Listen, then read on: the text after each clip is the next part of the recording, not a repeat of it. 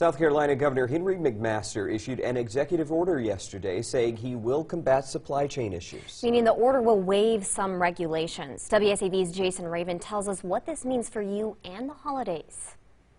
Well, Governor McMaster joined 14 other Republican governors in the Operations Open Roads to combat supply chain issues during the holidays. Now, the executive order suspends some commercial vehicle regulations and provides transportation waivers to support and strengthen the state's supply chain, the governor's office says. You've got equipment shortages, you've got backups in the chain, and it really all just creates kind of a perfect storm, and that's where we are.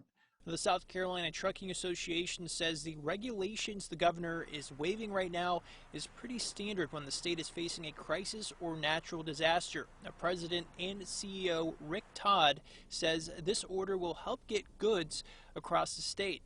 There are a couple of provisions which we do like. One is it instructs stakeholder agencies to work with the private sector supply chain interests to collaborate and see if there are ways to increase efficiencies and break down regulatory barriers.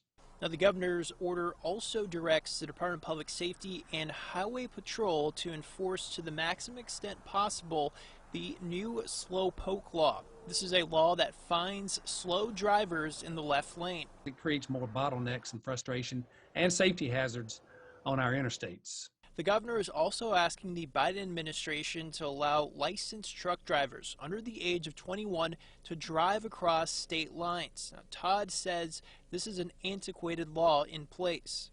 The 21-year-old requirement really is a remnant of the days of regulation, the days before we really had such an interconnected interstate international economy. Now, Todd says the trucking industry is also facing a driver shortage right now. He says he's hopeful to see more initiatives to get new drivers in the industry.